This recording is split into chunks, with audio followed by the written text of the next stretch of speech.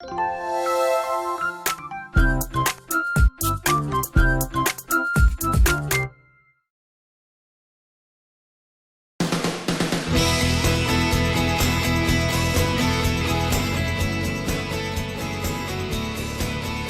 정예인입니다. 네, 오늘은 목요일이고요. 비가 계속 오고 있습니다. 요즘 만나면 무슨 얘기 많이 하십니까? 오늘 그런 얘기, 핫 이슈 몇 가지 모아서 집중적으로 얘기 나눠보도록 하죠. 네, 가장 먼저 오늘 날씨부터 전해드리겠습니다. 오늘도 역시 전국이 대체로 흐린 가운데 전국적으로 장맛비 지날 것으로 보입니다. 자세한 비 예상부터 저희 정리를 한번 해드리면요. 강원 영동과 남해안, 또 지리산 부근에는 시간당 50mm 이상의 매우 강한 비와 함께 최고 250mm 이상의 많은 비가 오는 곳도 있겠고요. 수도권 등 그 밖의 지역에서도 50에서 150mm의 비가 오는 곳 있겠습니다. 곳곳에서 돌풍을 동반한 천둥 번개가 치는 곳이 있으니까요. 시설물 관리와 안전사고에 유의하시기 바랍니다. 이어서 오늘 기온 한번 살펴보시면 비가 많이 내리면서 어제보다는 조금 더 시원하겠습니다. 아침 기온 19도에서 23도로 출발하겠고요. 한낮 기온은 21도에서 26도까지 오르겠습니다. 네, 7월 23일 목요일 행복한 아침 지금 시작합니다.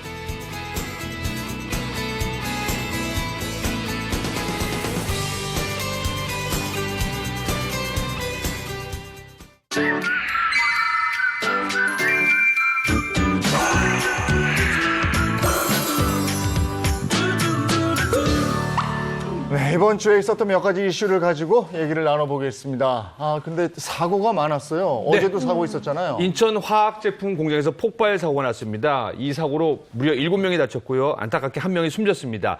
이 첫 번째 원인을 조사해봤더니요. 이동식 탱크로리에 원래 과산화수소를 담아야 되는데 수산화나트륨을 잘못 담아서 그걸 빼다가 폭발 사고가 나왔는데요. 예. 자세한 상황을 추가로 더 조사 중이라고 합니다. 네, 근데 용인에서도 사고가 있었잖아요. 네, 그렇습니다. 그 용인의 한 물류센터에서 화재가 발생했는데요. 네. 지하 4층에서 화재가 나는 바람에 사상자가 13명이나 발생을 했습니다. 그리고 5명이 사망하고 8명이 다쳤는데요. 지금 현재 정확한 원인이 없어 감식일 예정이라고 하고요. 중요한 건 이게 지어진 지가 한 2년밖에 안 된 네. 물류창고인데 이런 화재가 발생을 했습니다. 물류창고 화재 전에도 있었잖아요. 석 달 만에 또 화재가 난 것 같은데 글쎄요. 안전관리가 잘 안 되는 건가요? 그러니까 사고가 나면 이게 정말 꼭 났어야 할 사고인가? 네. 그런 사고가 어디 있습니까? 그럼 대부분 이제 안전관리 미흡 아니냐, 인재 아니냐. 그런데 전문가들은 이번 사고 역시 안전관리 미흡일 가능성이 있다.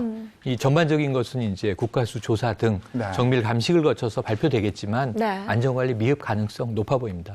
얼마 전에 말씀하셨던 게 이제 이천의 물류센터에 네. 있었던 그 사고들인데 결국 거기서 안타까운 인명사고들이 났는데 이번도 이제 안전사고로 이제 예측이 되는 거잖아요. 그런데 이런 사항들을 보면 우리가 늘 떠오르는 단어가 있습니다. 하이니 원칙이라고 1대 29대 300 아마 많이 기억하실 텐데요. 그냥 자칫한 몸할 뻔했던 게 300번 일어나고 예. 이미 사건들이 29번 일어나고 그다음에 대형 사고가 일어나는 거거든요. 그래서 아마도 우리가 지켜야 될 것들이 무엇인가를 정신 바짝 차려야 될 것 같고 또 무엇보다 사람이 다치거나 사망하거나 하는 사고가 이러면 안 되잖아요. 무엇보다 지켜야 될 원칙들 그리고 돌봐야 될 것들을 우리가 샅샅이 좀 살펴야 될 것 같습니다. 네, 이 안전관리라는 게 늘 그래요. 지나고 나면 그제서야 아차 싶잖아요. 맞아요. 네, 미리미리 꼼꼼히 관리 잘해야겠고요. 저희가 좀 사고가 있어서 어두운 소식으로 시작을 했는데 반면에 기쁜 소식도 있습니다. 8월에 황금 연휴가 생겼죠. 이야기 먼저 듣고 오시죠. 코로나 장기화로 지친 국민들께 짧지만 귀중한 휴식의 시간을 드리고자 합니다.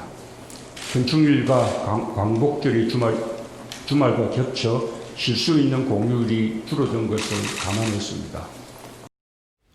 네, 네. 광복절 끼고 이렇게 해서 기간이 네. 어떻게 되죠? 그러니까 올해는 이 공휴일이 휴일이 많아요. 토일에 낀 날이 참 많아요. 맞아요. 네. 3일절부터 일요일이었습니다. 근데 8월 15일 광복절이 네. 쉬는 날인데 토요일이에요.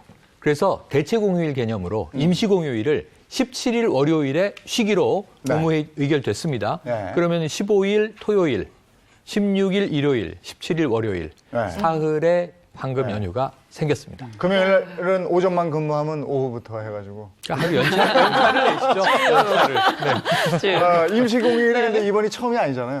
이번 정부 들어와서는 두 번째고요. 네. 역대 61번째 61번째예요. 네. 그런데 이게 자주 오는 건 아니에요. 이번 정부도 3년 전에 10월 달 한 개천절부터 시작을 해서 한글날 정도까지 쉬는데 임시공휴일이 적용되면서 열흘 연휴가 있었어요. 네, 네. 그런데 3년 만에 코로나19의 과정에 이 코로나19에 지친 국민들과 의료진 좀 휴식을 주자 해서 임시공휴일이 생겼습니다. 네. 그럼 또 이로 인해서 경제적인 효과가 좀 날 수 있을 것이다라는 기대감도 커졌더라고요. 네, 사실 임시 공휴일을 지정하는 이유는요, 이제 국가적인 행사를 하거나 기념하거나 또 경제 진작을 위한 내수 진작을 위한 건데 사실 이번에 후자의 목적이 더 크다라고 할 수가 있고요. 사실 제 주변에도 이제 공휴일이 지정됐다니까 어디 가서 돈 쓸 생각부터 사실은 먼저 하고 있거든요. 네. 지금 어디에 돈을 가장 많이 쓸까 보면 사실 식비, 네, 많이 먹고요. 그다음에 교통비, 숙박비 이렇게 오락문화비 순서로 나타났고요.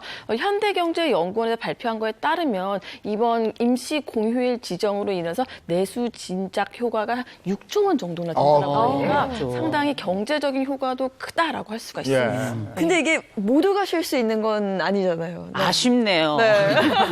이게 지금 공공기관하고 300일 이상 사업장 이렇게 조건이 좀 정해져 있어서 사실 못 쉬는 분들 똑같이 쉬었으면 정말 좋겠는데 나머지 우리 사장님들 좀 고생해 주셨으면 좋겠고 대신에 상대적 박탈감 같은 거 느끼지 않도록 배려를 좀 해주시면 어떨까 이런 기대를 한번 해봅니다. 그러니까 저희 어릴 때 생각을 하면은 저희 냉장고 있는 집 손들어 뭐 TV 있는 집 네. 손들었는데 그때 없는데도 들까 말까 고민했었는데 지역적으로 보면은 이 부모님의 소득차가 있는 지역이 학교 있는 이 있어요. 제가 아이를 키우다 보니까 어떤 아이들 아빠는 쉬는데 예. 어떤 또 아이들 엄마는 안 쉬다 보니까 이게 사실 지역적인 편차 때문에 그게 조금 걱정이 됩니다. 야, 그런 게 좀 아쉽긴 하네요. 네. 예, 8월 17일에 임시공휴일이고 이거 외에도 또 특별한 휴가가 생긴다고 그러는데 이건 이슈에서 알아보겠습니다. 이번 주 이슈 나갑니다. 네, 금주시 탑5 보겠습니다. 5위는요, 28년 만에 첫 휴가입니다.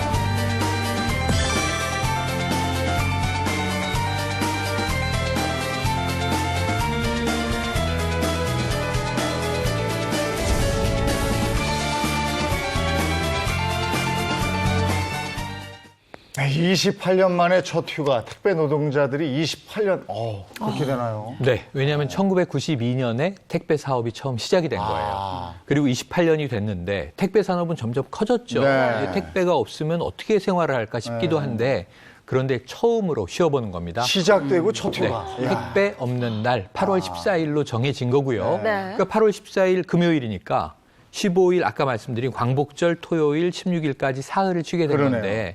아까 말씀드린 임시공휴일도 만약 쉰다면 택배 노동자들은 나흘도 쉴 수 있습니다. 네. 하지만 그렇게 되기는 쉽지 않아 보이네요. 이게 이제 무거운 짐 지고 수고한 분들에게 휴식을 이제 드리겠다는 건데요. 이제 저는 저희 택배 저희 집에 오시는 그 선생님들하고 인사를 나눌 정도로 친해요. 가끔은 이웃인가 이렇게 생각이 들 정도로 너무 감사하긴 한데 이분들이 사실 노동절에도 못 쉬셨거든요. 네.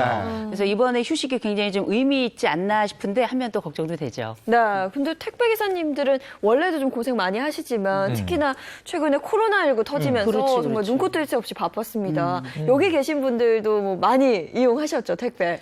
네, 사실 뭐 비대면이 굉장히 많이 증가를 했잖아요. 네. 근데 더 많이 증가했던 게 이제 새벽 배송이라고 할 수가 있는데요. 그 새벽 배송을 보면은 2005년도에 시장 규모가 약 100억 원 정도밖에 안 됐었거든요. 근데 작년 같은 경우에는 이제 9천억 정도로 규모가 어허. 늘어났습니다. 근데 올해 같은 경우에는요, 무려 1.5조 원 정도가 늘어났다고 하니까 1조 5천억. 그렇죠. 사실 이게 이 시장이 굉장히 늘어났기 때문에 이용하는 사람도 늘어났다고 볼 수 있는 거죠. 그러니까 저 같은 경우에도 하루에 택배가 한 3-4개는 오는 것 같은데요. 여러분들 아이들 동요에 택배 아저씨라는 동요가 있는 거 모르시죠? 왜냐면요. 집에서 워낙 택배니까 엄마가 택배 기다려, 나도 택배 아저씨만 기다려 그런 동요가 있는데 저 같은 경우는 집이 16층이다 보니까 죄송해서 문자가 먼저 올 때는 제가 일이 있을 때는 1층에서 기다렸다. 그래서 저희 동네 택배 아저씨를 위한 천사로도 유명합니다, 제가. 이렇게 미담이, 네. 회의 방역에 숨은 주역들이세요. 네, 사실은 맞아요. 우리가 집 밖으로 안 나가면서 집콕 쪽들이 늘다 보니까 이 택배 하루에 저는 택배를 일주일에 하나 시킬까 말까였는데 요즘은 거의 정말 이틀 걸러 하루씩 뭔가를 시켜야 되는 상황이 되더라고요. 그런데 이분들이 올해 들어서 벌써 과로로 4분이 사망을 하셨습니다. 이런 정도로 이 노동이 몰린 거예요. 그래서 이분들 쉴 권리를 지난해부터 요구하셨는데 코로나19 와중에 처음으로 택배 없는 날이 생겼습니다. 네. 정말 숨 쉴 틈도 없이 계속 이렇게 택배를 이제 배달해 주셨잖아요. 일단 전국에 있는 저희 주부들을 대표해가지고 제가 우리 택배 기사님들께 감사 인사드립니다. 고맙습니다. 대신에 건강 잘 챙겨주시고 이번 휴식도 좀 값지게 쉬셨으면 좋겠어요. 이 택배 기사들 노동 환경이 어떻습니까? 그러니까 주당 78시간에서 90시간을 일한다. 52시간이잖아요, 원래. 예, 원래 그러니까 법정 근로시간이 52시간을 초과하면 불법이에요. 근로기준법의 법으로 딱 명시됐는데 왜 이분들은 2배 가까이 일을 하는데도 괜찮은가? 그러네. 이분들이 노동자 신분이 아니에요. 자영업자예요. 예. 개인 사업자로 돼 있어요. 네, 그러니까 그렇죠. 이 법정 노동시간의 네. 적용을 받지 않았던 겁니다. 90시간 가까이 일을 하셨다, 네. 뭐 이런 얘기인데. 근데 이 택배 없는 날이요, 반쪽짜리 행사다 이런 얘기 있더라고요. 왜냐하면은 이 택배 사업 이 28년 만에 택배 사업이 지금 택배 업체가 대표적으로 4개가 있습니다. 여기에 노조들이 있고 여기가 중심이 돼서 참여를 하는데 유통업체는 안 쉬어요. 그 온라인 쇼핑몰이 문 닫을 리 없잖아요. 그런데 유통사에 소속돼 있는 유통사와 계약한 택배 근로자가 또 많습니다. 그러니까 지금은 택배사 4곳만 우선 쉬고 나머지들은 다니는데 지금 우체국의 경우에는 3,800여 명의 근로자 쉬기로 했어요. 그런데 문제는 그날 우체국이 특송 업무를 접수는 해야지. 그러면은 또 불가피하게 부수적인 노동이 발생할 수 있어서 택배 업계의 모든 노동자가 쉬는 것은 아니다. 이게 문제죠. 지금 여기서도 분위기를 보면 택배 기사들 휴일 요번에 휴가 가는 거 네, 적극 네. 찬성하는 분위기인데 그렇죠, 그렇죠. 네. 주변 반응은 어떻습니까?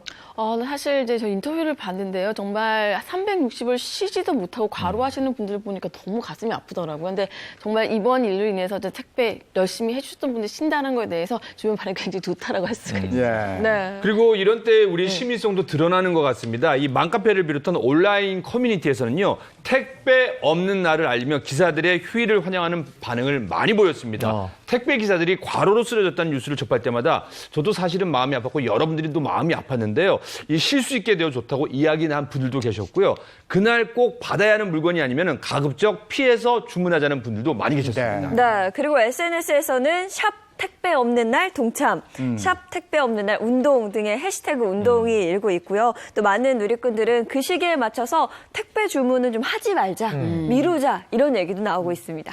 저도 함께 동참할 생각인데요. 우리가 택배 기사님들 고생하시는 것도 알지만 사실 이분들의 노동 환경하고 고용 환경을 다 알고 있잖아요. 아마 함께 하고 싶은 그 마음이 전달된 게 아닌가 싶은데 그 마음만큼 평안하고 또 좋은 일이 있었으면 좋겠습니다.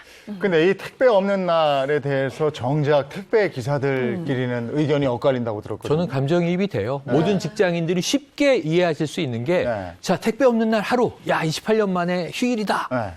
신나게 쉬는데 생각은 다음 날에 가 있는 거죠. 그렇죠. 지금 주문은 계속 들어오고 있고 몰리는구나. 제조업체는 물건을 계속 포장하고 있는데 제가 월요일이나 혹은 화요일이나 출근을 하면 사나흘치의 물량이 쌓여 있을 겁니다. 내가 오늘 쉰다고 일이 없어지는 게 아니라 내가 배송한 물건은 쌓여 있는 거죠. 그럼 그때는 얼마나 힘들까 하면 마음껏 쉴 수 있을까 걱정입니다. 저 같은 경우에도 방송인 쉬는 날 했는데 갑자기 방송이 들어왔어요. 네. 쉴까 말까 고민은 될 것 같은데 실제로도 그렇습니다. 우리 택배 기사님들의 카페를 가보니까요. 아니 사람들이 택배를 안 시키는 것도 아니고 물량은 많은데 쉬는 날을 만드는 건 조삼모사에 불과하다며 다음 날 있을 물량 폭탄을 걱정하는 택배 기사님도 계셨고요. 또 월급제라면 휴식이 반가울 수 있지만 일하는 만큼 버는 직종인데요. 쉬는 걸 무조건 환영하기 힘들다. 왜냐하면 일한 만큼 벌고 쉬는 만큼 못 버는 겁니다. 이거예요, 이거. 그 문제가 있는 것 같아요. 그리고 휴가나 휴식이면 사실 마음 편하게 쉬어야 되잖아요. 근데 실질적으로 마음이 좀 불편하다 이런 얘기예요. 그러니까 아까 이 노동 환경 왜 90시간을 일해야 될까 생각했지만 우리가 받는 것은 물류네, 물류구나, 네. 우에서 오는구나 이거 다 아는데 이 분들이 직원이 아니라는 거잖아요. 그러니까 이분들이 근로자면 어떻게 되냐면 유급 휴가를 주면 되는 거예요. 하루 맘 놓고 쉬는데 나는 돈을 벌어. 근데 문제는 이건 자영업자니까 네. 쉬면 내 소득만 낮아져. 이러니까 마음 놓고 못 쉬는 건데 이 택배 근로자의 노동 환경을 개선해야 한다. 이런 목소리가 높아지고 있습니다. 네. 그래서 이 택배 기사들 사이에서는 이런 깜짝 이벤트도 좋지만 이런 이벤트보다는 연차나 월차 같은 휴식을 실질적으로 보장하면은 나도 일하는 것보다도 이날은 쉬는 날이다 해서 쉴 수 있게 좀 제도적인 보완을 해달라고 목소리가 높습니다. 맞죠. 선물 같은 휴가 굿이고요. 거기에 규칙적으로 안정적으로 쉴 수 있으면 베터이고요. 거기에 유급 휴가다 베스트죠. 근데 이게 직장인들은 이렇게 휴가, 휴식 이런 거 좋단 말이에요. 그래도 월급이 나오니까. 맞아요. 네. 근데 자영업 하시는 분들이나 맞아요. 택배업도 그렇게 돼 있으니까 네. 마음 한켠이 좀 그렇기는 하겠습니다. 자, 다음 이슈 가겠습니다.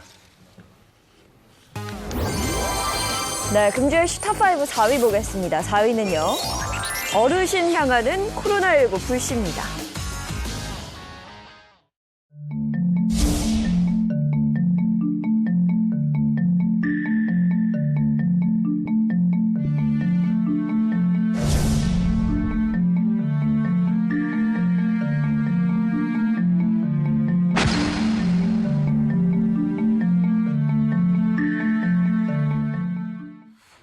요양병원, 노인시설까지 코로나19 감염 소식이 계속 나오고 있어요. 그러니까 바로 최근에 강서구의 요양시설, 네. 서울 내에서 지금 10명 넘게 확진자가 이어집니다. 집단 감염이죠.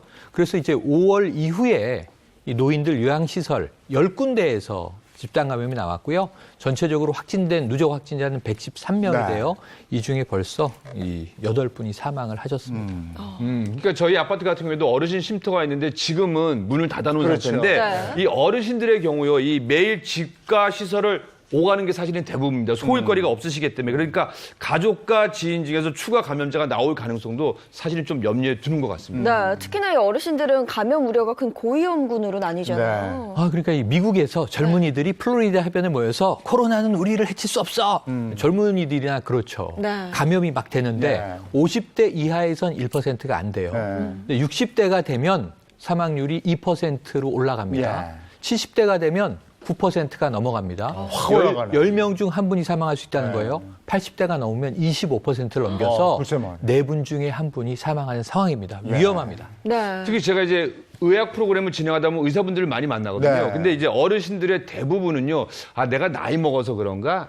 조금 있다 지나치면 괜찮겠지 해서 코로나19가 걸려도 초기 증상이 뚜렷하지 않거나 애매해서 확진자 한 명이 나왔을 때는요, 이미 여러 명이 걸려 있는 경우가 많다고 합니다. 특히 치매 노인의 경우 본인 증상을 잘 이야기하지 못하는 경우가 많아서 가족들이 좀 옆에서 지켜보는 것도 필요하다고 생각합니다. 그럼 치매 어르신을 모시는 경우에는 어떻게 해야 될까요? 각별히 조심하셔야 되는 게 지금 제가 부천시 오정구 노인복지관에 일주일에 한 번씩 가고 있는데 네. 이 복지관을 갈 때 지금도 주간보호센터가 긴급 돌봄만 지금 운영이 되고 있어요. 나머지 분들은 댁에 계시다는 거거든요. 네. 그러니까 지금부터 치매 어르신들 우리가 집에서 어떻게 코로나 관련돼서 예방하고 또 보호할 수 있는지 잘 보셨으면 좋겠습니다. 제일 먼저는 우리가 늘 해왔던 것처럼 이 방역 수칙이 결정돼 있는데요. 외출하고 나시면 수시로 그리고 30초 이상 손 씻기 다 아시죠? 네. 더군다나 또 기억해야 될 게 마스크인데 그냥 마스크가 아니라 적어도 우리가 문 앞이나 아니면 현관문 잘 보이는 곳에 부착을 해놓으시되 어떻게 착용하는지를 한 번 더 확인하실 수 있는 거 꼭 그렇게 한번 확인해 주시는 거. 그다음에 세 번째로는 자주 잊어버리시기 때문에 보호자가 먼저 손 씻는 모습 보여주시고 그 다음번에 그걸 환자가 따라할 수 있도록 하도록 그렇게 격려해드리고 또 잘하시면 칭찬해드리는 거 기억하시고요. 혹시 여러 가지 복잡한 상황 때문에 혼돈이나 착각이 일어났다 아니면은 여러 가지 의료적인 문제가 생겨났다 그러면 그때에는 코로나19 관련해서 의심을 한번 해보고 의료진들에게 직접 연락하셔서 확인을 해보시는 거 굉장히 네. 중요할 겁니다. 네, 이런 기본 예방 수칙 지키는 거 굉장히 중요하고요. 저는 또 그와 함께 이런 어르신들을 위한 코로나19 뭔가 이런 방역 시스템이 제대로 좀 구축이 되면 좋을 것 같은데요. 사실 그 비용적인 측면 때문에 이제 아파도 검사를 받지 않으시는 분들이 있을 수가 네. 있습니다. 근데 지난 5월 13일부터는요, 요양병원과 정신병원의 신규 환자분에 관해서는요, 아무런 증상이 없다고 하더라도 이제 검사를 받으면 개인의 부담이 50%로 뚝 떨어졌습니다. 예. 1회 검사에 한해 가지고요. 건강보험을 적용해 주기 때문에 일단 비용 걱정 말고 조금이라도 아프다라는 증상이 느껴지면 가서 검사를 받아보시기를 추천드리겠습니다. 몸도 그렇지만 심리적으로도요. 코로나19 때문에 우울증을 겪는 네. 노인분들도 많다 이렇게 들었거든요. 사실은 뭐 어르신들 중에서 경제적이나 마음적인 여유가 있는 분들은 그래도 좀 여유가 있는 예. 편인데요. 코로나19로 소외된 노인들이 우울증을 겪는 경우가 많다고 합니다. 이 비대면 어르신들 모든 사회 때 기본 인프라 등에서 배제가 되는데요. 또 지역별로는 예를 들어서 동사무소나 사회복지사가 찾아가는 경우도 많은데 그걸 안 하는 지자체도 사실 좀 네. 있습니다. 지금은 복지사들이 잘 찾아갈 수도 없어요. 왜냐하면 이게 비대면 상태이기 때문에 찾아가더라도 정말 필요하신 분들에게만 가도록 이렇게 지금 정책적으로 되어 있거든요. 네. 그렇다 보니까 사실상 어르신들이 혼자 고립돼 있는 상황에 온라인도 잘 사용하지 못하시죠. 가족들 연락 예를 들어서 좀 드물죠. 복지사는 또 찾아가지 못하죠. 그야말로 혼자 고립돼 있는 경우가 굉장히 많습니다. 우리 가족들이 일단 반드시 연락해 주시고 또 필요한 도움이 있다면 주변 분들도 요청을 좀 해주시면 좋을 것 같습니다. 네, 코로나19로 찾아뵙지를 못하니까 말씀해 주신 것처럼 연락드리고 뭔가 정서적인 교류를 하는 게 굉장히 중요할 텐데 참 좀 곤란한 질문이 될 수는 있겠지만 전화는 어떻게 좀 자주 드리세요? 어떠세요? 사실 저는 일단 어머니께서 저 전화 바쁘다는 핑계로 잘 지내니 그럼 이것만 하고 그렇게 안 받는데. 너무 죄송한 마음이 드네요 정말. 네. 저는 당당해요. 저는 행복한 아침을 보시기 때문에 요 프로가 끝나면 바로 톡이 오세요. 너 오늘 뭐 넥타이가 삐뚤어졌더라. 뭐 이발할 때 됐더라. 네. 그래서 오늘 방송 마치고 톡으로 대화를 나눌 예정입니다. 늘 모습을 보여주시니까 효자신 거예요. 그렇죠. 근데 이 어르신들을 위한 심리적인 방역, 제도화된 대책 이런 건 없습니까? 네, 있습니다. 이 서울시 건강생태계 사업인데요. 이 민간단체와 보건소가 함께하는 주민 건강활동 소모임입니다. 코로나19 이후에요. 집안에만 있는 어르신들을 챙기는 돌봄 활동도 하고 있고요. 또 어르신 건강과 활동 체크 등 이 전화 안부와 함께 건강 비타민 키트 전달, 또 약봉투 문앞 배달 등 대면 접촉을 최소화하면서도 어르신들의 심리적 지지 활동을 돕고 있습니다. 서울 지역 중에 11곳이 활동하고 있는데요. 지역별 연락하는 방법이 다 같습니다. 지역 보건소로 연락하면 가장 빠르게 정보를 얻을 수 있습니다. 네, 어르신들 최고의 심리 방역은 자식이에요. 그래서 자식이 안부 전화하는데 그냥 요새는 그냥 전화하지 마시고 영상 통화 좀 하셨으면 좋겠고요. 또 한 가지는 우리가 그냥 아버지 잘 지내셨어요? 뭐 엄마 잘 지내세요? 이게 아니라 나의 일상적인 이야기 한두 가지 섞어서 얘기해 주시면 좋고 가끔 선물과도 같은 불시 방문 부탁드립니다. 진짜 선물이 될 수 있겠어요. 네. 말씀해 주신 심리 방역 당연히 잘해야 되고요. 거기다가 조금 느슨해진 것 같은 개인 방역도 더 철저히 해야 되는 이유가 20일 0시 기준으로 코로나19 신규 확진자가 63명, 신규 확진 5일 만에 다시 60명대에 접어들었다고 합니다. 특히나 이 확진자가 좀 수도권에 집중이 됐어요. 네네. 그 엊그제는 국내 지역 감염이 4명 나와서 74일 만에 최저로 떨어졌다. 네. 근데 바로 다음 날 또 훅 늘어난 거예요. 우선 이제 보시면은 수도권에서 강남구 사무실에서 확진이 나왔는데 경기 북부로 퍼져나갑니다. 그럼 의정부, 양주, 뭐 고양 이런 쪽으로 퍼졌고요. 4명이 추가 확진돼서 누적 확진이 벌써 25명인데 더 걱정되는 게 뭐냐 군부대예요. 집단 생활을 하는 병사들이 최근에 이 전방의 모 부대 포천 쪽인데 13명이 확진이 돼서 계속 검사하고 지금 격리돼 있거든요. 군도 걱정입니다. 근데 이 상황에서 교회의 방역 네. 강화 조치 이게 좀 풀린다 이런 얘기가 있던데 이게 가능한 건가요? 원래는 열흘 전에 네. 이 소규모 모임을 다 금지했죠. 네. 그러니까 정규 예배는 방역을 하고 드릴 수 있지만 식사, 뭐 소모임, 성경 공부 이런 거 다 못하게 했는데 네. 7월 24일부로 해제됩니다. 뭐냐면 그 내일이잖아요. 네, 내일부터 네, 해제됩니다. 왜냐하면 그 초기에는 교회 측에서 반발을 했어요. 네. 이거 종교 탄압 아니냐 뭐 이런 얘기도 나왔었는데 방역 당국이 그때는 소규모 모임에서 확진이 나오니까 금지할 수밖에 없었고 이 지난 열흘 동안은 나오지 않았다. 이제 풀어도 될 것 같다. 그래서 이렇게 풀었다. 또 이제 이 금했다. 계속 반복되는 거예요. 우리가 좀 그러게. 익숙해져야 될 것 같아요. 네, 근데 이게 염려의 목소리가 적지 않을 것 같은데요. 네, 그러니까 엊그저께 4명에서 이제 잡혔나 했는데 또 늘어났거든요. 그래서 맞아요. 확진자 60명대가 연속해서 계속 나오고 있고요. 다중시설 방역 더 강화해야 되는 시점 아닌가 염려를 되는데 근데 가보면요. 마스크를 잘 쓰는 교회도 있는데 문제는 끝난 다음에 소모임으로 식사하시는 분들이 있었어요. 네, 네. 그걸 좀 주의하셔야 될 것 같아요. 네. 근데 이제 이번에 질본에서 이거를 푸는 이유는 딱 하나예요. 이렇게 애들이 정말 너무 잘 지켜주셔가지고 교회 내 확진자가 거의 나오지 않았다. 맞아요. 그만큼 잘 수칙을 잘 지키셨을 뿐만 아니라 또 그것 말고도 다른 모임들도 조금 교회 말고도 있었을 텐데 이런 모임에서도 그렇게 확진자가 많이 나오지 않더라. 이런 것들이 함께 증명이 되면서 이번에 해제가 된 것 같은데요. 앞으로도 이런 수칙은 여전히 좀 잘 지켜야 될 부분이 아닌가 싶습니다. 네. 근데 사실 이게 조금 걱정이 되는 부분이요. 예전에도 사실 약간 좀 이렇게 완화되면서 확진자가 확 늘어났었거든요. 네. 네. 그리고 저희 집 앞에 이제 교회가 있습니다. 바로 집 앞에. 제가 볼 때마다 저분들이 이제 잘 다니시나 보게 되는데 네. 사실 또 이제 교회에 또 어르신들이 많다 보니까 조금 우려스러운 점이 있다라고 볼 수가 있습니다. 네. 지금 코로나하고 더불어 산 지가 6개월이 됐어요, 벌써. 그러네요. 조금 있으면 1년 될 판이에요. 그러니까 이 옆에 코로나가 내 옆에 있다고 생각을 하시면 되고 긴장하면 괜찮은데 긴장이 풀어지는 순간 네. 접촉이 되는 거예요. 네. 우리가 그냥 지금 같이 살기 때문에 지금 말씀처럼 긴장 풀면 안 됩니다. 이게 끝난 게 아니잖아요. 그럼요. 예. 네. 자, 다음 이슈 가겠습니다. 네, 금주일 슈탑5 3위 보겠습니다. 3위는요. 절세 알아보다 이혼입니다.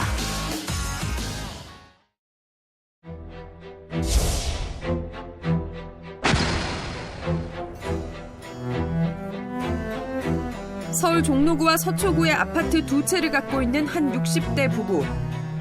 70 부동산 대책 발표로 다주택자의 보유세 부담이 커지자 답답한 마음에 최근 세무사를 찾아갔습니다. 집 한 채 팔아 수억 원을 세금으로 낼 바에는 이혼을 해서 세금을 줄이자고 결심한 겁니다. 이혼을 만료하고 결국은 그걸 증여하는 걸로 방향을 잡았어요. 근데 최근에 30-40건 정도 거의 매시간 상담을 했습니다. 전문가들은 당장의 절세를 위해 위장 이혼 같은 위법을 저지를 경우 결국 가산세까지 붙을 수 있어 주의해야 한다고 조언합니다. 아니, 저도 저 얘기 들었었는데 설마 했는데 실제로 저 상담 건수가 그렇게 늘었다는 거잖아요. 네네. 부동산 세금 관련해서 이혼이라도 하겠다. 뭐 이런 얘기가 나온다는 거잖아요. 아니 이게 부동산이 뭐고 세금이 뭐길래 이런 근본적인 구조를 네. 해체하는지 모르겠어요. 저는 이 얘기 듣고 약간 놀라기도 했고요. 이게 뭔가 싶더라고요. 네. 근데 이런 현상이 나타나는 이유는 당연히 말씀해주신 세금이에요. 워낙 네. 가족주의자신데요. 계산을 해보면 그게 아니에요. 자, 부부가 각자 집이 한 채 있어요. 네. 그럼 그냥 이제 뭐 아무개 씨 집이 있는데 네. 부부 합산이니까 재산은 그렇죠. 이 가족은 다주택자인 거예요. 네. 2주택자인 거잖아요. 네. 세금이 셉니다. 네. 근데 이혼을 하면 내 집 한 채, 이 전 배우자 집 한 채. 재산 분할되니까. 그러면 1가구 1주택이에요. 그렇죠. 그러면 네. 비과세예요. 아. 그래서 이것 때문에 되고 또 하나는 그래서 각자 명의의 부부 주택도 네. 이 부부 공동 명의로 돌리는 경우도 있고 네. 어떻게 하면 이 종부세, 종합부동산세를 좀 회피해 볼까 하는 전략적인 측면에서 이런 일이 벌어지고 있습니다. 아니, 그러면 이혼하면 정말 그 절세 효과가 그렇게 있는 겁니까? 네, 이게 사실은 이제 많은 가정들이 좀 들어가게 되는데요. 제가 이 가정에 좀 설명을 좀 드리면은요. 일단 양도세가 이 정도로 많이 나온다는 거는 시세 차익이 크다는 거거든요. 일단 지금 이 집을, 지금 서초구에 있는 이 집을 4억 원에 매입을 했습니다. 그런데 지금 이건 시가에 16억 원에 팔게 되면 이제 양도 차익이 약 12억 원이 생기게 되는 거죠. 네. 상당히 양도 차익이, 시세 차익이 많은 겁니다. 그런데 이거를 만약에 지금 2주택자이기 때문에 중과까지 맞게 되는 거거든요. 중요한 게 이번에 710 대책으로 인해서 2주택자에 대한 이 세금 부담이 굉장히 많이 늘어났습니다. 네. 만약에 이제 내년 6월 이전까지 이 집을 팔 경우에 지금 현재 이 세금이 지금 굉장히 많이 나오는데요. 만약에 이혼을 하게 되면 1세대 1주택이라고 해서 이제 비과세 혜택이 있거든요. 네. 그렇기 때문에 이 정도로 이제 6억 원 가까이나 양도세를 줄일 수 있게 되는 건데 만약에 그렇지 않을 경우에도 물론 이제 이혼을 할 경우에는 이제 각각 따져봐야겠죠. 근데 네. 이 경우는 제가 봤을 때는 굉장히 많은 가정들이 좀 들어갔다라고 볼 수가 있습니다. 네. 차익이 크긴 크네요. 6억이? 6억. 근데 인간적으로는 아까 이호선 박사의 말을 따르고 싶어요. 네. 근데 현실적으로는 많은 전문가를 찾아가면은 솔직히 이걸 권하는데도 사실은 많습니다. 아, 근데 이게 그래요? 사실은 돈 문제도 있지만서도 이런 정책이 갑자기 물론 부동산 가격을 잡기 위함인데 이런 정책이 갑자기 나오니까 시민들도 집만 덜렁 있는 분들은 이게 돈을 낼 방법이 없거든요. 그러니까 이렇게 해서라도 절세를 한다는 게 참 안타까운 현실인 거죠. 6억의 유혹. 응? 6억. 그리고 더 비싼 집을 가진 사람은 거의 한 10억 이상 된다는 그렇죠. 얘기인데 그럴 수 있죠. 네. 그 유혹. 갑자기 마음이 글로 흐르시나요? 아니 요즘 부동산 절세에 대해서 얘기하는 분들이 하도 많아서 네, 네. 실제로 그렇죠. 사실 이제 그 세무사분들한테 좀 여쭤보면은요, 실제로 정말 그 뭐 710 이후에 이제 증여에 관련된 굉장히 세금 상담이 굉장히 늘었고요. 솔직히 근데 제가 여쭤봤더니 실제로 이용까지 하는 사례는 그렇게 많지는 않다고 합니다. 그렇지. 예. 이렇게 할까 한 생각 정도겠지. 그렇죠. 그렇죠. 아, 그럼 안 돼요. 그리고 웬만하면 또 같이 살아야지. 그리고 이렇게 떨어져 있다 보면 나도 네. 모르게 또 마음도 맞아. 멀어지거든요. 안 네. 되고요. 대신에 이제 조금 안타깝게 우리가 3세대가 함께 모여서 사는 집들이 있잖아요. 네. 저희 어머니, 시어머니의 소망입니다. 모든 가족이 함께 모여서 살자. 근데 이제 이렇게 되면은 나중에 이 부동산 세금과 관련된 또 문제가 생길 수 있는 네. 거거든요. 어머니, 그래서 제가 같이 안 사는 겁니다. 같이 살면 싸움나. 그래서 이제 의도하지 못한 세대 분리가 일어나는 경우들도 그렇죠. 있긴 있더라고요. 네, 네. 네. 사실 이 부분을 좀 정확히 아셔야 될 건데요. 이제 제 주변에 보면 이제 젊은 친구들이 이제 부모님한테 얘기를 하지 않고 30살이 넘었는데 자기 보유에 어떤 부동산이 생기게 되잖아요. 그러면 갑자기 이제 세금 푸달 딱 맞게 되는 거죠. 알고 봤더니 이제 한 세대, 그러니까 주민등록등본상 세대주가 있고 이렇게 세대원으로 돼 있게 되면은 이걸 한 가족으로 보기에 다 주택자로 보게 되는 네, 거죠. 그렇죠. 서로 알리지 않고 보는 경우가 굉장히 네. 많기 때문에 만약에 이제 결혼을 한 자녀가 있거나 네. 30살이 넘었다라고 하면 세대 분리를 하는 게 절세에는 효과적이고요. 네. 단 예외가 있다라고 하면 60세 이상의 아픈 부모님이 있다라고 하면 이 부분에 대해서는 어떤 비과 혜택이 있으니까 이건 예외 사항이라고 할 수가 아니 있습니다. 이럴 것 같아. 네. 아버지 어머니 제가 집이 한 채 있기 때문에 못 모십니다. 네. 왜냐하면 거기 들어가 살면 그렇죠. 1가구 2주택이 되는 거예요. 그렇죠. 그런 일도 있을 수 있고 그래서 요즘에 결혼을 하는 젊은 신세대들이 네. 그러니까 이게 이혼은 좀 과하지만 이혼까지는 과하지만 아직 결혼 안 한 젊은이들은 계획을 다 세우는 거예요. 기생충의 대사죠. 어떻게? 계획이 다 있어요. 있구나. 네. 왜냐하면 이제 결혼하기로 했어요. 네. 심지어 결혼을 했어요.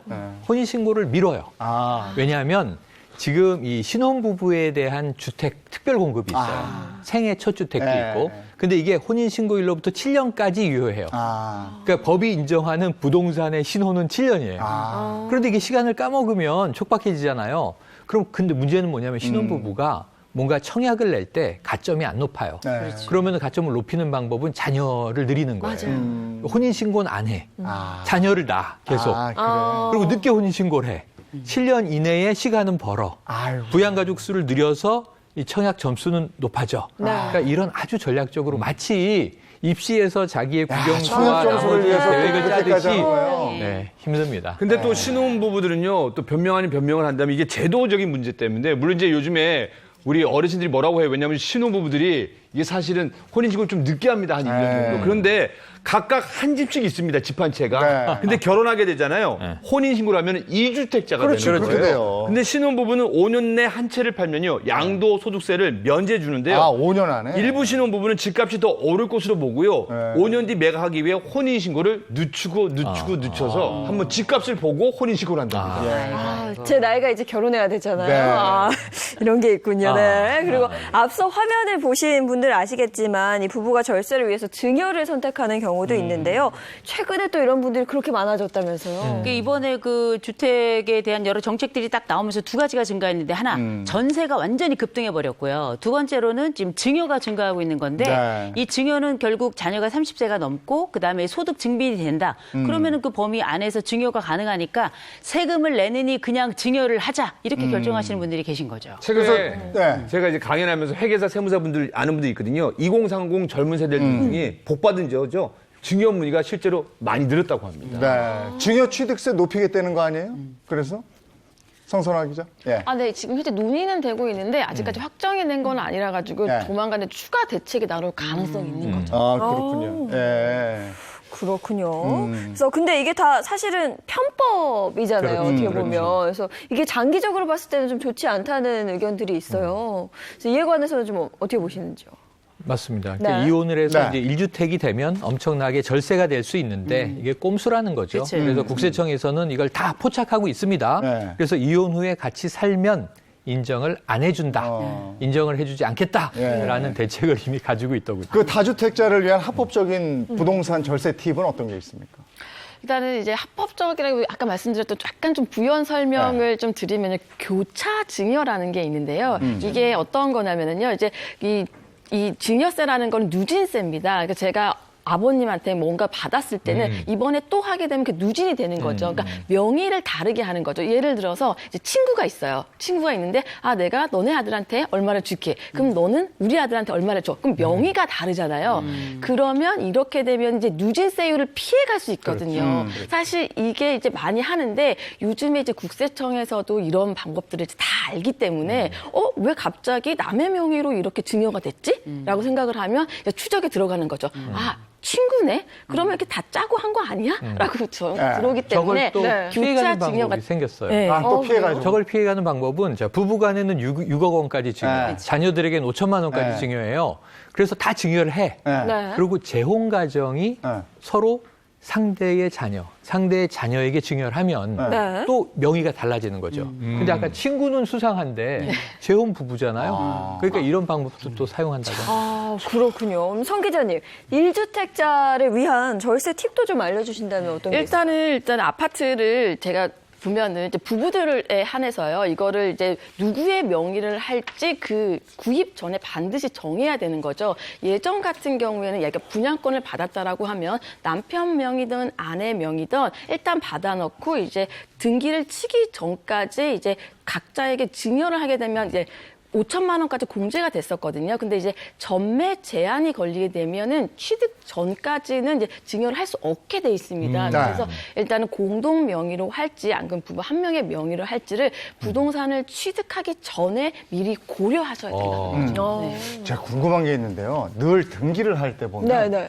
등기 친다고 그러더라고. 왜 그 부동산 용어입니까? 등기 친다고. 예, 제 업계에서는요, 사실 등기를 한다는 얘기를 등기 친다는 얘기를 좀 많이. 늘 부동산 가면 등기 친다고 그러더라고요. 예, 다음 주제 가겠습니다. 네. 네, 금주의 스탑5 2위 보겠습니다. 2위는요, 성추행 피해자의 글입니다. 피해자의 의사에 반하는 피고소인의 신체적인 접촉이 지속되었습니다. 그리고 언어적, 성적 괴롭힘이 지속되었습니다. 피해자는 인사 이동 시기마다 부소 이동을 요청했습니다. 상사, 인사 담당자에게 고충을 호소했습니다. 이런 사실관계에 비추어 보면 우리 대법원의 최근 판례에 비추어 보더라도 해당 이 사건은 업무상 위력추행에 해당함이 명백하다고 볼 것입니다. 피해자가 성고충을 인사 담당자에게 언급하기도 했습니다. 그러나 담당자들은 피해자에게 남은 30년 공무원 생활 편하게 하도록 해줄 테니 다시 비서로 와달라. 몰라서 그러는 것이다. 예뻐서 그랬겠지. 인사이동과 관련해서는 시장에게 직접 허락을 받아라. 이게 결국 피해자에게 돌아온 대답들이었습니다. 어제 오전에 피해자 측의 2차 기자회견이 열렸는데 피해자 입장문이 나왔어요. 한번 정리 한번 해볼까요? 네네. 핵심 내용은 뭐냐면요. 9일 전에는 이 서울시장이라는 고위직의 위력에 의한 성추행을 공개했다면 어제는 사실은 그 주변에 조직적인 방조, 묵인의 방점이 찍혀 있었습니다. 그러니까 이 텔레그램 같은 거 성적 수치심을 느낀 것을 이제 주변에 상급자들에게 보여주면서 하소연을 했는데 돌아온 반응이 너무 뜬금없습니다. 30년 공무원 편하게 생활하려면 그냥 비서직으로 일을 해라, 돌아와라. 그리고 또 예뻐서 그랬겠지. 이거 좀 난감합니다. 그런데 이게 한두 명이 아니고요. 무려 이 비서직 재직을 할 때는 17명에게, 보직 이동이 되고 나선 3명에게, 20명에게 얘기했는데 다 저런 반응이니 성추행 문제는 입도 뻥끗하기 어려웠을 것이다. 네. 라는 이제 추정이 가능한 대목이죠. 만약에 이 피해자 측의 의견이 사실이라고 하면 이 심적 부담감이 굉장히 컸을 거라 엄청 느끼거든요. 크죠. 그렇죠? 성 기자님 어땠을까요? 저는 정말 상상만 해도 제가 직장 다녔던 저도 약간 그런 비슷한 상황이 있을 수 있었잖아요. 근데 네. 제가 만약에 정했다고 하면 저는 정말 참기가 너무 힘들고 정말 그랬을 것 같습니다. 네. 이게 문인 줄 알고 두드렸는데 벽이라고 생각해보세요. 얼마나 난감하겠어요. 이 무기력이라는 건 말로 할 수 없을 텐데 고 최숙현 선수를 무너뜨렸던 것도 사실은 이 구조의 폭력이었거든요. 마찬가지로 지금 일어난 이런 구조적인 폭력이나 문화적인 폭력이 특별히 성폭력과 관련해서는 얼마나 만연해 있는지를 이번에 아마 단적으로 보게 된 거 아닌가 싶습니다. 이 기자회견 관련해서 서울시 쪽에서도 바로 입장을 내놨죠. 네네. 그러니까 어제 기자회견에서 바로 어디가 조사를 하는 게 좋겠는가. 서울시가 이 참여해달라고 요청했는데 어제 기자회견에 참여한 한국여성의 전화 성폭력 상담소는 거부했어요. 네. 자, 그런데 이제 왜 그랬냐면은 서울시는 조사의 대상이지 조사의 주체가 될 수 없지 않느냐. 오히려 조사 받아야 될 곳이다. 예. 그리고 경찰 조사는 검경 마찬가지인데 수사의 한계가 있어요. 왜냐하면 이제 가해자가 사망했습니다. 네. 그러다 보니까 인권위원회에서 하는 게 옳을 것 같고 진정을 내겠다. 서울시는 자체 조사단 포기 어제 선언을 했고요. 대신 인권위가 이제 조사에 나선다면 적극적으로 협조하겠습니다. 이렇게 이야기를 했습니다. 근데 이게 사실 사실관계를 명확하게 알아야 하는 문제거든요. 맞습니다. 네, 그래서 이 부분에 대해서는 경찰이 방금 말씀해 주신 것처럼 네, 조사를. 그러니까 관계자들을 이제 이걸 처음 외부에서 제보를 받고 시장에게 전달했다고 하는 지금 젠더 특보도 소환 조사를 했고요. 관계자들을 소환 조사를 하고 있는데 문제는 어떤 문제가 생겼냐면 박원순 시장의 휴대폰 3개를 그러면 우리가 압수수색해서 들여다보겠습니다. 네. 영장 기각됐어요. 서울시를 압수수색하겠습니다. 영장 기각됐어요. 네. 왜냐하면 더 이상의 수사는 한계가 있어요.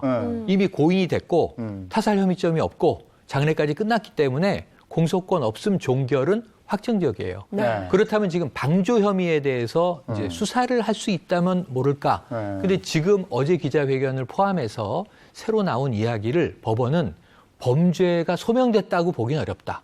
피해자의 어떤 토론은 알겠으나 범죄 소명은 아직 좀 확실하지 않다. 더 지켜보겠다. 그러니까 지금 인권위 조사가 제일 빠를 것 같습니다. 지금 오늘 아침 뉴스 보니까 뭐 박원순 고 박원순 시장 네네. 그 휴대폰 비밀번호 풀렸다. 이게 최신 아이폰인데 네. 비밀번호 해제까지 4개월 걸릴 걸로 예상했어요. 풀렸다고 그래요. 그런데 이게 공용폰이라 아마 비서진들은 비번을 알고 있었던 것 같습니다. 그래서 피해자 측 변호인이 제보를 해서 바로 풀렸거든요. 근데 이걸 다 들여다볼 수는 없어요. 예를 들면 뭐 메신저 내용 다 프라이버시가 있을 수 있기 때문에 그래서 영장이 기각된 거고 다만 사망 전후에 통화 내역을 조회하면 어떤 사람과 이 통신을 했는가 정도는 나올 것 같습니다. 그래서 가족과 상의해서 하겠다. 뭐 그렇죠. 이렇게 얘기하더라고요. 네. 그 성추행 의혹과 관련해서 온라인 공방도 뜨겁다고 들었거든요. 네, 뭐 시민들의 의견도 뭐 분분합니다. 피해자 측은 지난 13일과 16일 2차례에 걸쳐 박 전 시장의 비서로 근무하는 동안 겪었던 성추행 피해 사실을 구체적으로 증언을 했습니다. 그 내용 중에는요, 비서실은 결제를 받을 때 시장님 기분 어때요 등의 질문을 하며 시장 기분을 확인하고 기쁨조와 같은 역할을 요청했다는 것과 시장이 운동 등을 마치고 온 후 샤워를 할 때 비서가 옷장에 있는 속옷을 갖다 줘야 했다는 내용이 포함되어 있습니다. 이 피해자의 증언에 대해 일부 네티즌들 사이에서는요, 기쁨조란 표현을 쓸 정도의 무거운 성추행이 아니라는 주장이 나왔고요.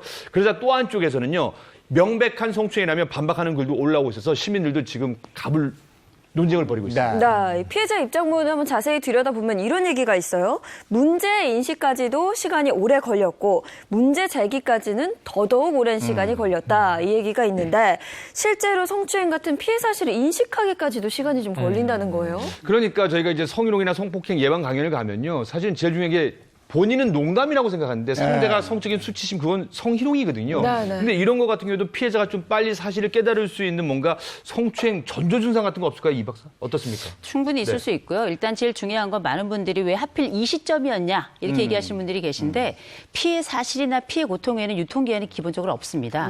그래서 사실 우리가 생각해 보면 뭐 고통의 어떤 특징적인 외모를 가지고 특징적인 외양을 보여야지 그게 피해자 다움이다 이렇게 생각하시고 노출할 거 노출해라. 이름도 노출하고 너의 상황도 노출하고 이런 제안들이 있는데요. 어떻게 보면 이건 압박이 될 수 있고 고통의 모양을 보고 우리는 고통을 판단하는 게 아니라 고통 자체로 우리는 그 사람의 통증을 함께 느끼는 거거든요. 우리가 이걸 기억한다면 피해자에 대한 압박이 될 수 있을 만한 2차 가해는 우리가 정말 조심해야 될 겁니다. 그러니까 어제 기자회견에서도 2차 가해에 대한 부분 나오잖아요. 네, 2차 가해 얘기도 나오고 어제 굉장히 주목할 대목은 뭐냐면 첫 번째 기자회견 이후에 이 사회적 시선이 둘로 갈려 있는 거예요. 네. 아니 피해 사실도 좀 구체적으로 언급을 하고 증거도 좀 내놓고 기자회견을 해야지 왜 이렇게 두루뭉술하게 했느냐. 어제도 비슷한 반응들도 있었는데 어제 그 이야기를 변호인이 짚습니다.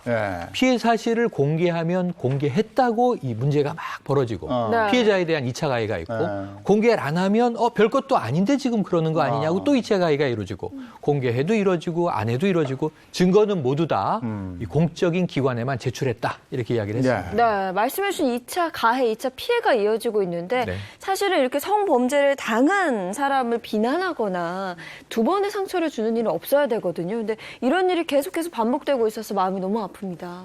네, 이제 아마 조직 생활, 직장 생활을 해본 그 여성분들이라면 아마 크게 공감을 하실 텐데 우리가 다시 얼굴을 또 매일 아침 봐야 되는 사람들을 대상으로 해서 이렇게 하기까지 얼마나 힘들었을까. 그리고 만약에 이런 폭로를 했을 때 또 굉장히 말들이 많잖아요. 그러면 많은 상상들을 하면서 내가 이걸 했을 때 그 2차 피해는 정말 그 주변에 있는 동료들이 만들어내는 것 같습니다. 우리가 피해 호소 자체가 유죄 확정은 아니에요. 그러나 우리가 기본적으로 피해자 중심주의를 선택하고 있는 딱 이유는 하나입니다. 피해자는 한 명이고 문화와 가해자나 혹은 2차 가해자들은 다수이기 때문이에요. 적어도 이 사람들의 고통 그리고 그 피해에 집중해서 어떻게 개인도 보호할 뿐만 아니라 문화적인 개선도 해나갈 것인가 이게 우리의 숙제가 아닐까 싶습니다. 근데 이런 상황에서 대학가엔 대자보가 붙었다고. 네, 제가 아까 사회적 시선이 갈려 있다고 했잖아요. 아직까지는 명확한 범죄 실체가 드러나지 않았는데 너무 고인을 모독하지 말자 또 이런 분위기가 있습니다. 그러니까 정부 여당이 너무 성추행 의혹에 대해서 비호하고 있는 거 아니냐.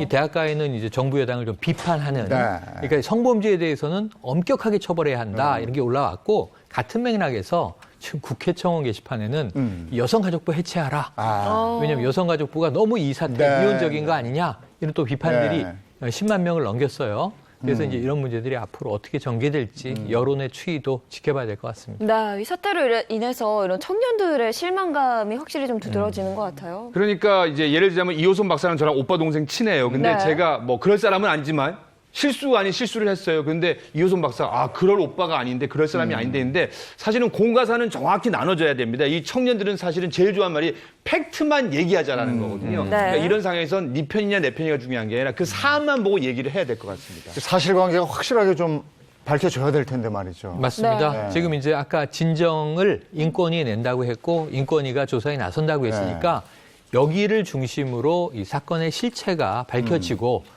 아까 나왔던 방주 혹은 묵인했던 사람들이 범죄적 처벌 대상이 된다면 거기에 대해서는 추가 수사가 이어질 것으로 예상합니다. 알겠습니다. 자, 다음 이슈로 넘어가겠습니다.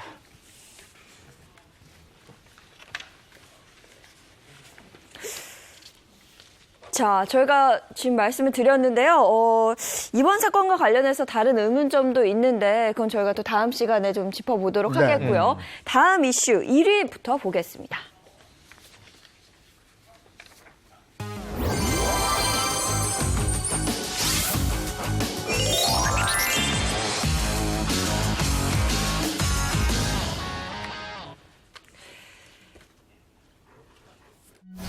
유충이 발견된 인천 지역 정수장에서는 깔따구 유충뿐 아니라 날벌레 사체도 발견됐습니다. 현장을 돌아본 한국수자원공사 관계자는 채널A와의 통화에서 육안으로 식별 가능한 날파리를 확인했다고 말했습니다. 인천의 상황이 심각해지자 환경부는 인천 수돗물 유충과 관련한 전문가 합동정밀조사단을 구성해 조사를 시작했습니다. 유전자 검사를 해봐야 되거든요. 그러니까 유충들이 비슷하게 생겨가지고 이게 어떤 종류인가. 신고 건수는 전국적으로도 늘고 있습니다. 전국의 정수장들은 행여나 벌레가 생길까 각별히 신경을 쓰고 있습니다. 어떤 날벌레라도 들어올 수 없게 방충망을 아주 촘촘하게 설치를 하고 활성탄 흡착기 내에 해충 퇴치기까지 설치를 했습니다. 원인을 알지 못한 채 확산 추세를 보이는 유충 사태, 시민들의 불안감만 커지고 있습니다. 네, 금주시 탑5 1위는 정수장에서 키운 유충이었습니다. 처음에는 이게 인천시만의 문제인가 했는데요. 이 유충이 전국적으로 지금 난리고요. 뭐 게다가 날벌레 사체까지 발견이 됐다 이러니까 저는 좀 무섭기도 해요. 네. 저는 오늘 아침에 샤워하는데 샤워 꼭지만 봤어요. 이게 불안이거든요. 네. 근데 이게 먹는 물을 우리가 사용하는 이 물이라는 게 아주 근원적인 자원이기 때문에 걱정이 커질 수밖에 없는데 이게 중요한 건 한 부분이 아니라 지금 전국에서 나타나고 있잖아요. 어떡한데요? 네. 물 먹기도 굉장히 한데 집에 정수기가 있는데요. 저는 정수기를 못 먹겠더라고요. 이제 오히려 물을 더 사서 먹어야겠다는 그런 생각까지 들더라고요. 네. 산물은 안전할까요? 다 같은 이제 상수원에서 나온 물이 아닐까. 네. 우리나라 물들은 네. 전국적으로 지금 민원 신고가 유충 받습니다. 730여 건입니다. 와. 그리고 지역도 처음에 인천이었지만 확대되고 있습니다. 네. 네. 처음에 인천 얘기했는데 지금 말씀처럼 확대돼서 경기, 김해, 울산까지 7곳에서 유충이 발견됐다. 원인은 활성탄 얘기하던데 활성탄이 뭡니까? 네, 활성탄 여과지 정수장. 이게 도대체 뭐냐? 활성탄이라고 하는 게 설명은 복잡해요.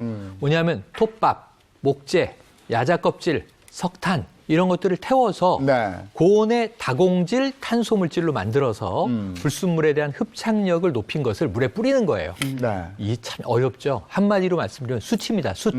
우리가 숯을 정화를 위해서 많이 갖다 놓잖아요. 물에다 숯가루를 뿌려서 불순물을 흡착시키는 이 성능을 예. 내는 그런 여과지 정수장을 의미하는 건데 이게 문제는 뭐냐면 이 활성탄에 점액질이 있는 알들이 파고 들어가면 여기서 유충이 발생하기가 좋은 환경이라고 합니다. 네, 유충이 발견된 시는 이 활성탄을 전부 교체하기로 했다라고 들었는데요. 네. 근데 사실 그곳들뿐만 아니라요. 뭐 서울을 비롯해서 경기도 지역도 유충 신고가 굉장히 많았습니다.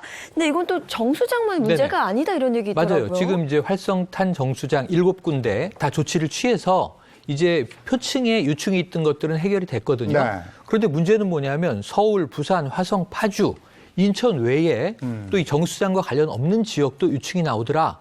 이건 뭐냐 하면 이 저수조와 배수구의 문제였다고 해요. 그러니까 이것은 정수장이 아니라 이 상수원이 들어와서 집에 나오는 사이의 과정에도 유충이 끼어들 여지는 얼마든지 있었던 거죠. 네. 이 배수구의 문제일 경우에는 뭐 간단한 해결 방법이 어느 정도 있는데요. 베이킹소다, 아로마 오일을 배수구에 뿌리고요. 전자레인지로 따뜻하게 돌린 식초를 배수구에 뿌린 후 10분 정도 방치하면 이 유충 번식은 물론 나쁜 냄새까지 제거가 된다고 합니다. 저수조는 각각 아파트에서 특별히 관리를 해줘야 될 것 같습니다. 근데 그건 어떻게 되는 거예요? 유충이 나온 수돗물 이거 먹어도 된다, 먹으면 안 된다 이러는데 뭐가 맞는 겁니까?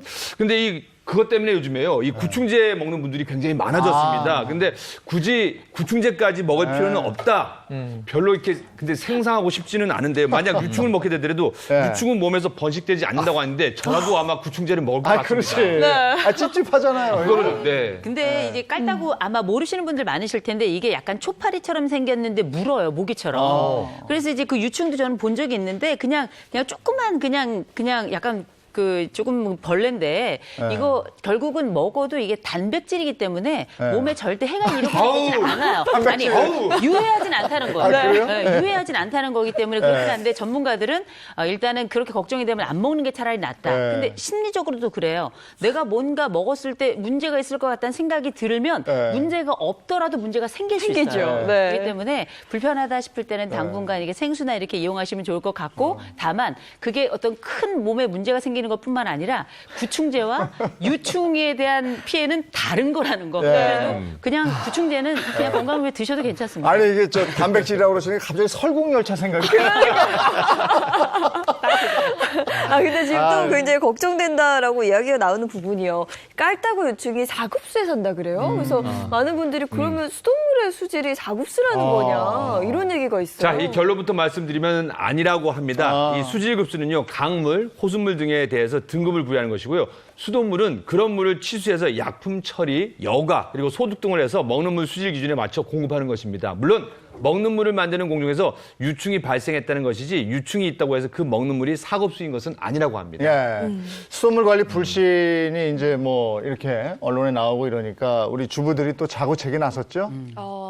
네, 이제 얼마 전에 저희 아파트에서 이제 물탱크 청소한다는 그렇게 반갑더라고요. 그래서 언제부터 언제까지 물이 안 나옵니다 하는데 그거 참을 수 있습니다. 그래서 일단 아파트에서 일단 자체적으로 이제 물탱크라든지 이런 거를 청소해달라고 좀 요구를 할 필요가 있으실 것 같아요. 왜냐하면 이런 걸 몇 년 동안 안 하는 데도 굉장히 많거든요. 하지만 여러분들의 아파트 관리비에 이런 것들이 다 포함이 돼 있습니다. 근데 이제 아파트에 안 사시는 분들도 계시잖아요. 네. 그래서 요새 수돗물하고 수도꼭지에 쓰는 필터 있죠. 대란이 일어났습니다. 우리가 마스크 처음에 이제 난리 나가지고 마스크 대란이 있었는데 이제 2차 대란처럼 그렇게 지금 필터 대란이 일어난 거예요. 그래서 인터넷마다 필터 어떻게 사느냐, 얼마에 사느냐, 싸게 사느냐 필터 값이 올랐습니다. 심지어는. 이게 그만큼 사람들의 불안 심리가 커서 안전에 대한 이 뭐랄까 마음 방역뿐만 아니라 실질적인 방역도 필요할 것 같아요. 네, 저도 필터 검색해봤거든요. 네네. 그래서 실제로도 필터류의 판매량이 좀 증가했다 이런 얘기인데요. 이게 그럼 효과가 있다는 거예요? 제가 자료를 다 뒤져보니까요. 시중에 판매되는 수돗물 필터는요. 1에서 5 마이크로미터의 아주 미세한 불순물을 걸러준다고 홍보되고 있습니다. 그러니까 지름 2.5 마이크로미터 이하 초미세먼지도 막을 수 있다는 수준인데요.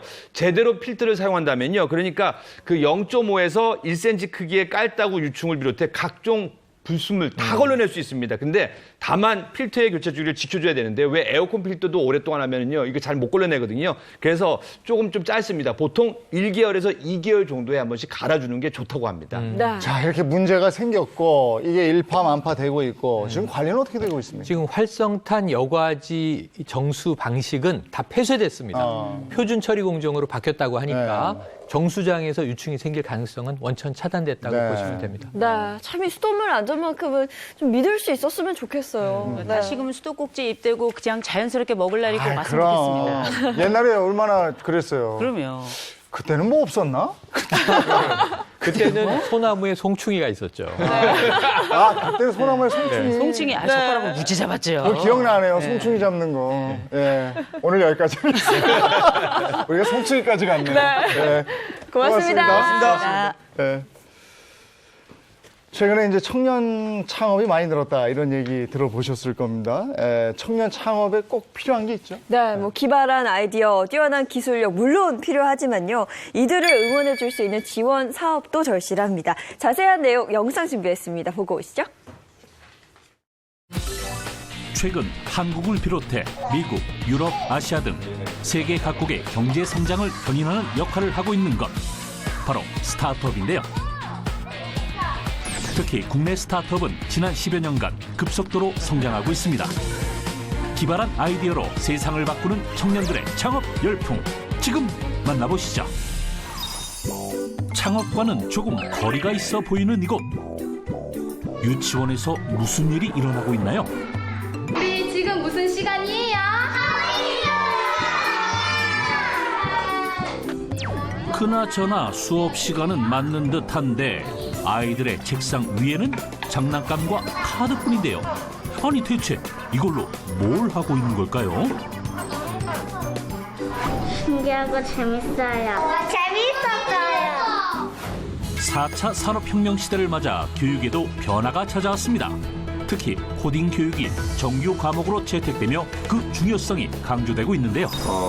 코딩 교육부터 스팀 교육 그리고 요즘 교육의 핫 이슈가 되고 있는 인공지능 교육까지 할 수 있는 올인원 교육용 로봇을 만들었습니다. 위풍당당하게 등장한 장난감의 정체는 장난감 아니죠. 이게 바로 아이들이 신나고 재미있게 코딩을 배울 수 있는 로봇입니다. 보기에는 굉장히 단순한 로봇처럼 보여요. 근데 여기에는 굉장히 많은 기능들이 숨겨져 있습니다. 코딩 교육은 물론이고요. 스팀 교육이라고 해가지고 사이언스, 테크놀로지, 엔지니어링, 아트, 매스매틱스 그런 과목들을 전부 다 교육까지 할 수 있게끔 작동시킬 수 있습니다. 인공지능, 빅데이터, 코딩 등 교육계에 불고 있는 소프트웨어 교육 열풍 바람에 맞춰 코딩 로봇을 개발했지만 뛰어난 아이디어와 기술력만으로는 쉽지 않은 상황이었는데요. 초기 투자 비용이 굉장히 많이 소요가 되는데요.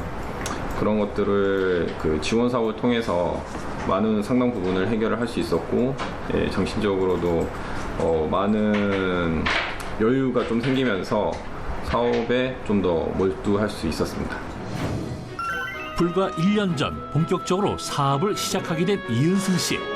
청년의 창업에 돛을 달아준 것은 기술보증기금의 지원 사업이었는데요.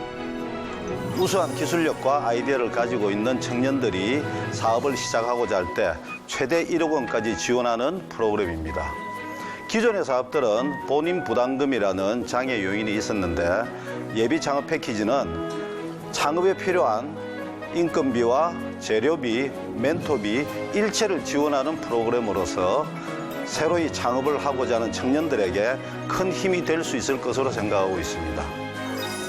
오픈 바우처 방식으로 기업당 최대 1억 원까지 지원하는 예비 창업자 패키지 지원 사업에서 서울 지역 1위를 차지하며 설립 1년 만에 32만 달러의 수출 실적을 달성하는 등 빠른 속도로 성장하게 되는데요.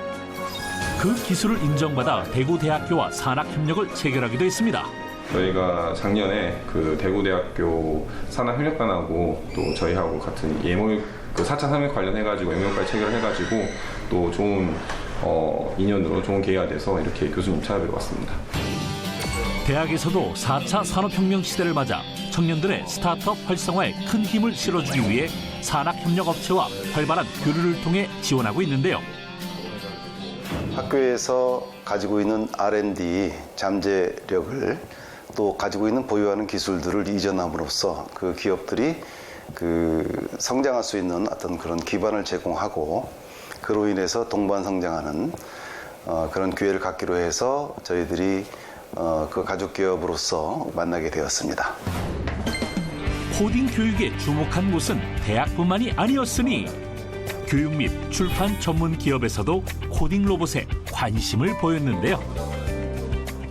저희 컨텐츠들하고 잘 매칭하면 시장에서 소비자 만족도가 정말 높아지겠다. 그다음에 가격적인 측면도 상쇄돼서 그런 측면에서도 소비자 만족도가 올라가겠다. 이런 판단이 들었고요. 급변하는 교육 환경 속에서 바뀌어야 할 것은 바로 교육 현장일 텐데요.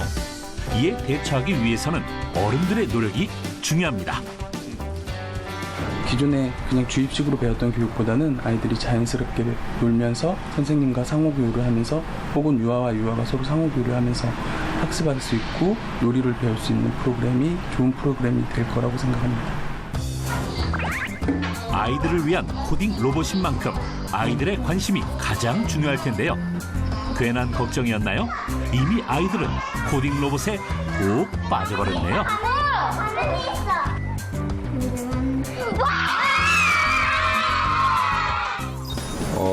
저희는 이제 에듀테크 기업으로 성장을 하고 싶고요.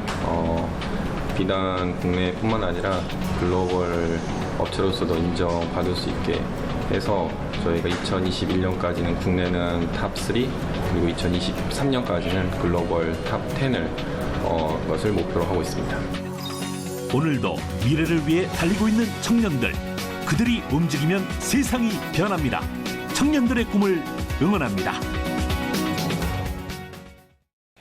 오늘도 비가 오고 있습니다만은 여름철에 비 계속 내리고 이러면 그 꿉꿉하다고 표현하죠. 네. 눅눅하고 이래요. 막 습기 가득해서 저도 어제 에어컨 종일 틀었거든요. 그래서 오늘도 그 습도가 가득하면 짜증 지수가 또 올라가니까요. 좀 기분 좀 편안하게 가지셨으면 좋겠고요. 또 물폭탄 쏟아지는 지역별 있으니까 꼭 기상 상황도 잘 체크하셔야겠습니다. 저희는 내일 아침 8시 더욱 알찬 내용으로 돌아올게요. 행복한 아침, 행복한 하루 되십시오. 고맙습니다. 고맙습니다.